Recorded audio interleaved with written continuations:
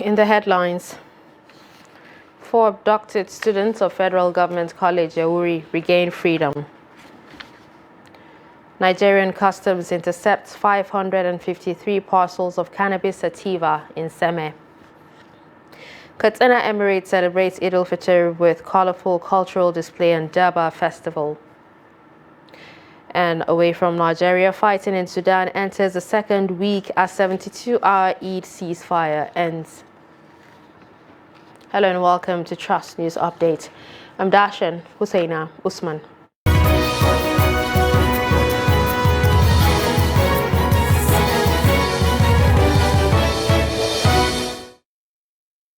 And now we begin with security, where 2 years after the abduction of dozens of schoolgirls from Federal Government College, Birnin Yauri in Kebbi State, 4 of the remaining 11 girls in captivity have regained their freedom. The 4 girls, Bilha Musa, Faiza Ahmed, Rahama Abdullahi and Hafsa Murtala, were released by notorious bandit leader Dogo Gide on Friday evening. It took 6 days of negotiations in the forest before 4 of the girls were released, according to Salim Kaouje, who spoke to Daily Trust on Saturday morning. He said they had paid an undisclosed amount of money to secure the release of the 4 girls after they sold their properties and organized a fundraiser that saw many Nigerians assist the parents financially. In January, Salim Kaouje, leader of the parents, had confirmed that they were in talks with Dogo Gide after they sought intervention through the mother of the bandits. Bandits attacked FGC Birnin Yauri on June 17, 2021 and kidnapped dozens of students and teachers from the federal government-owned mixed boarding school. Daily Trust Investigations editor Lami Sadiq gives an update. Mixed feelings for the parents of the 11 students that have been in captivity for about 2 years now. Some are very happy because the release of the 4 kind of signifies a milestone. And then there's a lot of also apprehension as to the fate of the remaining 7, whether they will be released anytime soon or not.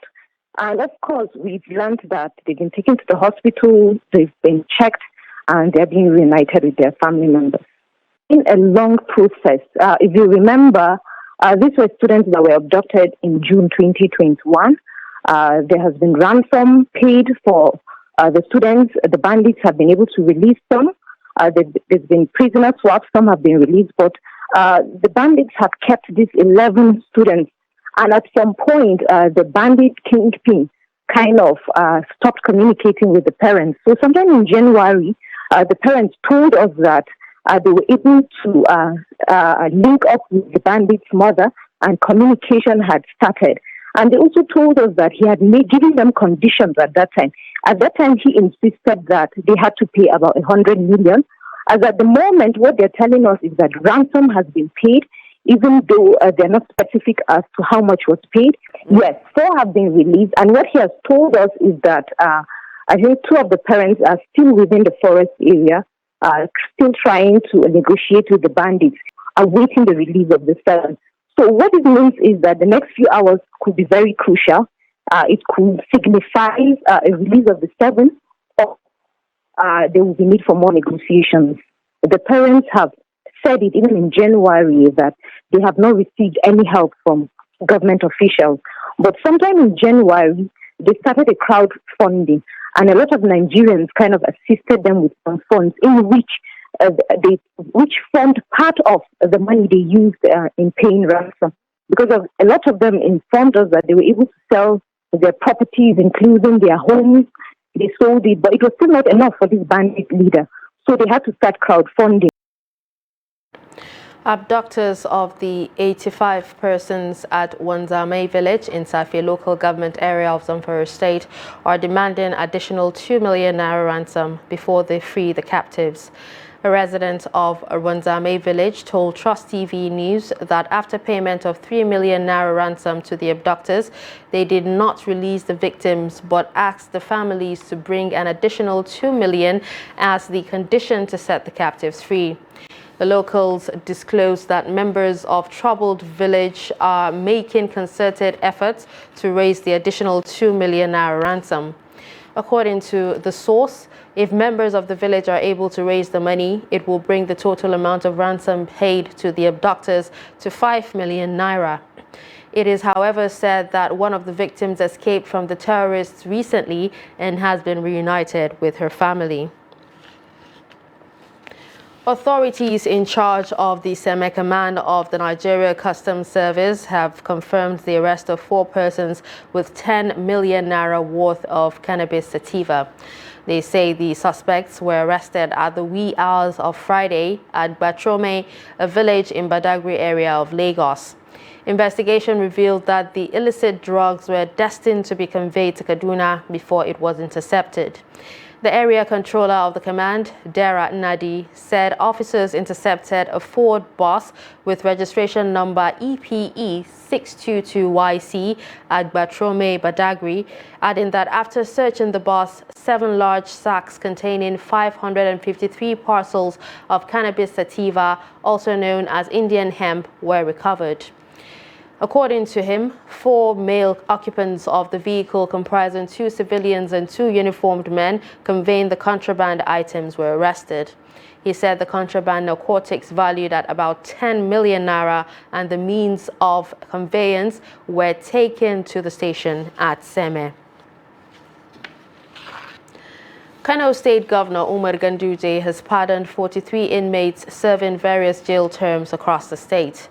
Ganduje pardoned the inmates on Friday at Goran Dutse Custodial Facility to commemorate Eid al-Fitr festivities.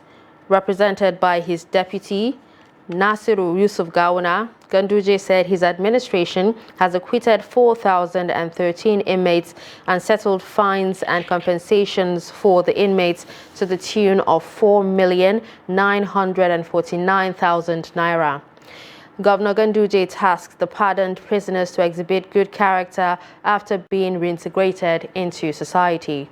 State Controller of the Correctional Service, Suleiman Muhammad Inua, said the gesture will assist in decongesting the facilities and ensure a peaceful atmosphere. Muslims in the country have been called upon to build on their deeds during Ramadan fast in order to reduce the burden of poverty eating into the lives of many Nigerians. Muslim scholars who made the call believe that the current economic hardship bedeviling the development of Nigeria requires prayers, concerted efforts, and a resolve to continue supporting one another. This was part of the 2023 Eid al-Fitr sermons at most prayer grounds in Katsina State. Abdullahi Yamadi has the details. Allahu Akbar. Allahu Akbar. Allahu Akbar. Allahu Akbar. Alhamdulillahi Rabbil Alamin. Rahmanir Rahim. Maliki Yawmiddin. Iyyaka na'budu wa iyyaka nasta'in. Allahu Akbar. Shortly after the 2-rakat prayer, the chief imams separately admonished followers to assist one another, be steadfast and upright in all their dealings to build a cohesive and modest society.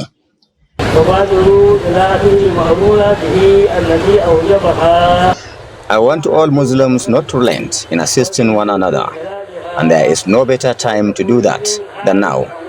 I urge you to be kind. If you are a Muslim, that must reflect in all you do, in your words and in actions. Alhamdulillah, we thank Allah for sparing our lives to witness this Salah. This alone is worth appreciating our Creator. Whether you have or you don't, the time has come and it's passing by. We must be thankful to Allah. They are also saying that the current harsh economic realities have impacted negatively on morality, social and religious values of the people. They are therefore stressing the need for relevant authorities to holistically address the problem. The 2023 Eid is being celebrated on the eve of a transition from one administration to the other. My message to the Muslim Ummah is first of all to congratulate them for completing the spiritual month of Ramadan, and also to plead with them to imbibe all the lessons learned during the fasting period. So in Katsina, we thank God. We have observed our Idil Salah successfully with all our family. I'm happy for this very special day of the Eid al-Fitr prayers, and I pray all over the world for us to have a peaceful and lasting life, inshallah. May Allah accept all our fasting. May Allah accept all our prayers, night prayers, day prayers that we pray. And may Allah accept all our supplications.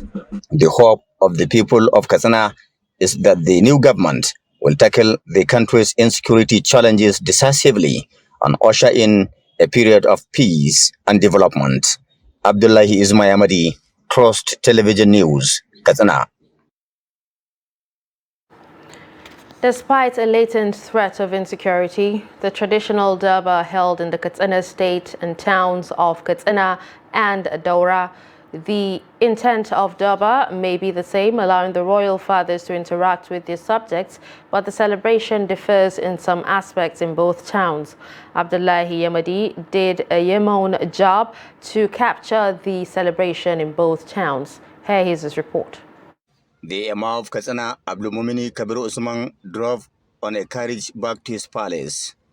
His delighted subjects trooped to streets of the ancient city to catch a glimpse of the royal father. They offer prayers, share goodwill, shower him with praises, and belt out songs at the top of their voices. This is the joy of Salah.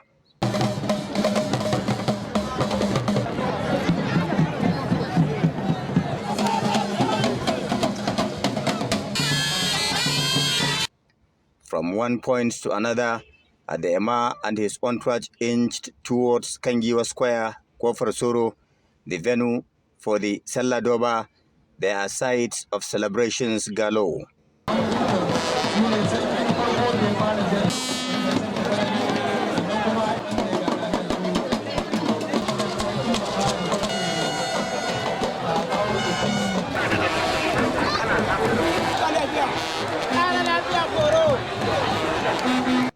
The Emir, the district heads, dressed in royal regalia, riding on horsebacks, arrived the venue on royal splendor to the admiration of spectators.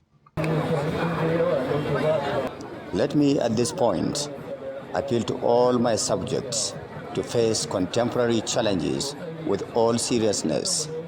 Be concerned about issues around you. The national head count is just around the corner.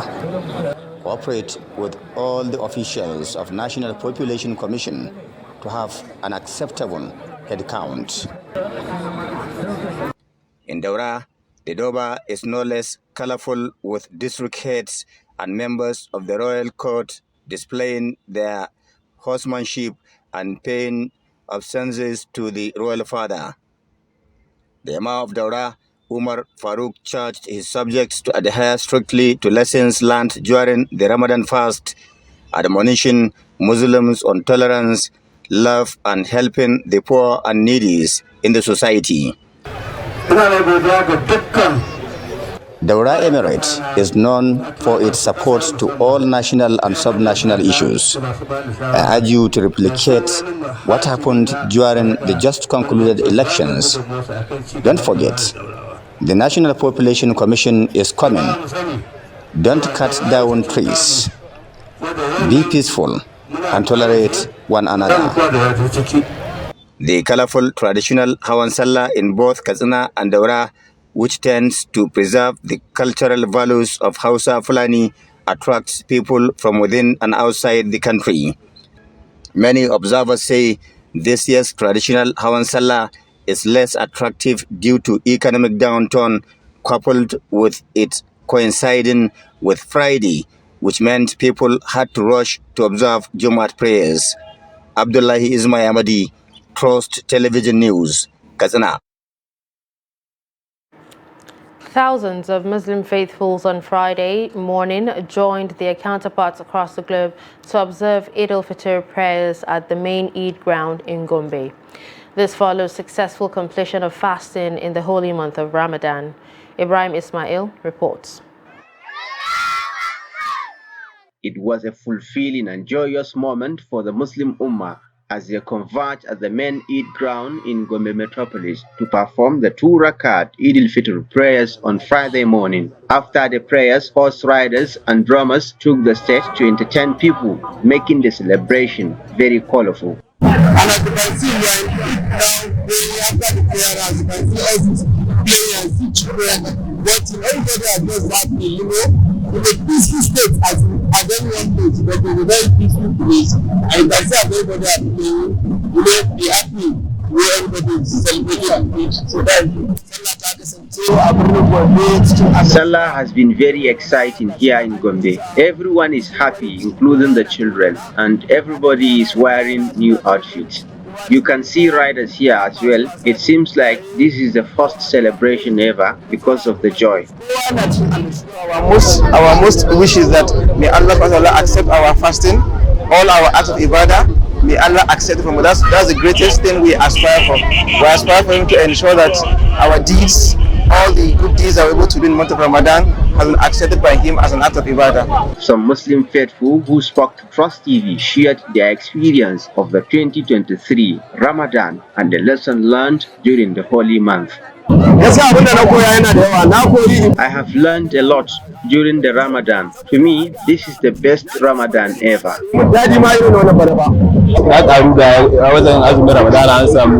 I have spiritually gained more in the recent Ramadan, like offering salat on time and lots more. The atmosphere in Gombe is very peaceful as residents enjoy the display of horse riders from the palace of the Emir of Gombe. Ibrahim Ismail, Trust TV News, Gombe. You're watching Trust News Update. Coming up after the break. Controversy trails elevation of Agbowo town traditional ruler. Stay with us.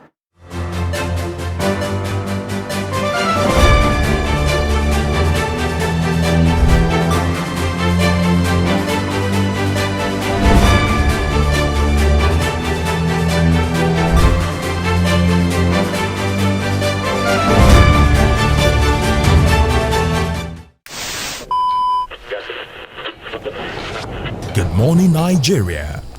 Year after year, they have informed, educated, and entertained us. When you needed information, knowledge, or an escape. From generation to generation, the Nigerian broadcasting industry has worked tirelessly to serve you. And now, this service will finally be recognized. Come May 17th this year, broadcasters all over Nigeria will gather at a hotel and suites for the maiden edition of the Nigerian Broadcasting Awards, an award ceremony set to reward hard work and excellence in the broadcast media.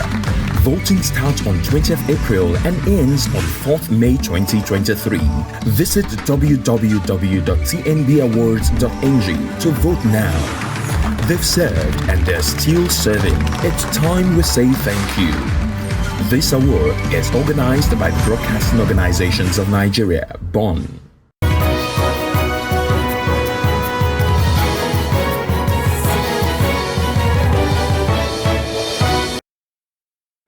Welcome back and thanks for staying with us. If you're just joining us, you're watching Trust News Update.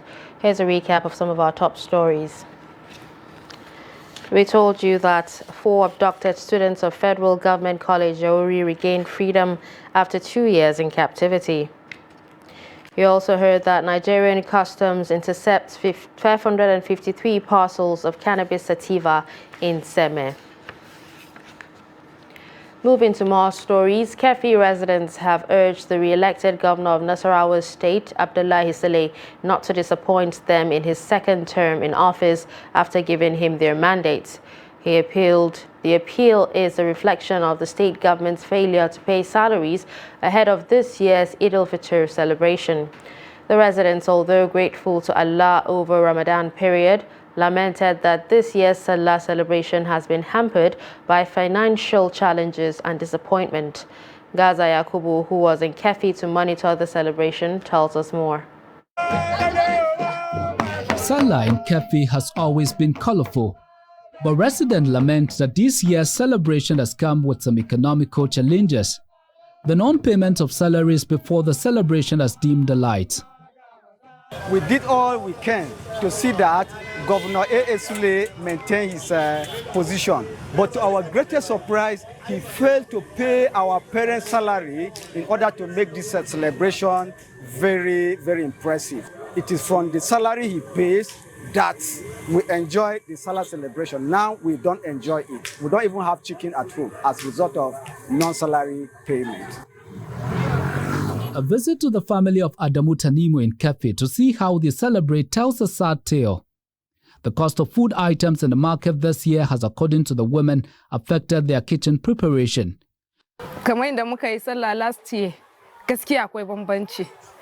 Last year's Salah celebration was different. I can't afford meat this year. I'm only able to make fried snack.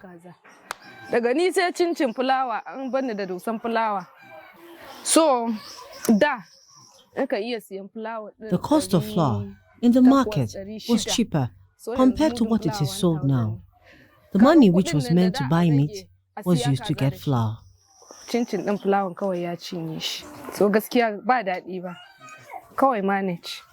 head of the family, a driver by occupation, seems not to have enough money to take care of his family.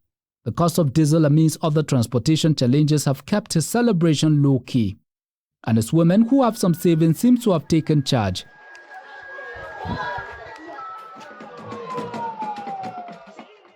A resident said they are just on the street to commemorate the day, but hunger waits back at home.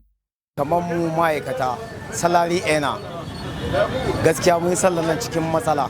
the civil servants, are finding it difficult. We are not paid salary because they said the month has not ended.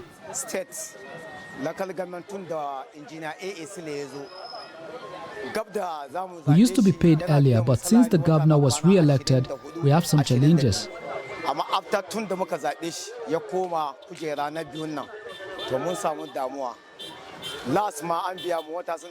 We were deceived that we'll be paid this month early but not paid. We don't have the money for celebration. This will be the fourth Salah celebration after the just concluded governorship election in Kefi, with Abdullahi Sule emerging as the governor. The residents of Kefi are hopeful that he will continue with his track records of paying up monthly salary regularly and on time.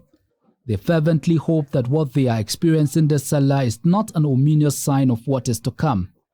Gaza Yakubu, Trust TV News, Kefi. The appointment of the traditional ruler of Agbowo town in Iwo local government area of Osun State has generated controversy. The state governor, Ademola Adeleke, approved the appointment of Musibawa Konde as the new Olu of Agbowo and presented instruments of office to him, but in the town, the development is raising dust as many see it as an illegality. Hamid Oyegbade files the report. Prior to his appointment as the Olu of Agbowo on 17th of April 2023, the new traditional ruler, Musbau Akande Benusola, was a district head for many years. The permanent secretary, Ministry of Local Government and Chieftaincy Affairs, Bashir Oladepupo, said the appointment of the new traditional ruler is in accordance with the Chief's Law, Cap 25 of Osun State 2022. But another district head in Agbowo town, Abdelkabir Tijani Aliazan, said he is the real hereditary prince and heir to the throne. According to traditional law and custom of people of Agbowo, so if you be on an elevation, I'm the original Grand Valley of Agbowo land, which I'm going to be elevated. I'm still besieged, I'm seeking the government intervention to just make a proper findings in this before it goes to out of hand.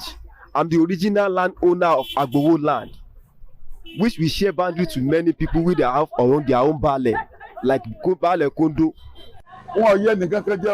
No one was cheated. I was given what I am due for. I've been here for about 35 to 40 years, even before the road from Oshogbo to Ibadan was constructed. I served as the second in command to the traditional ruler for 17 years. Please, check the file at the local government council. My promotion is in order. No one was cheated. As people of Agbowo are apprehensive over the development, a human rights group, Tawun Human Rights Initiative, has appealed to Governor Adeleke to investigate claims and install the appropriate person to prevent affordable chaos in Iwo land.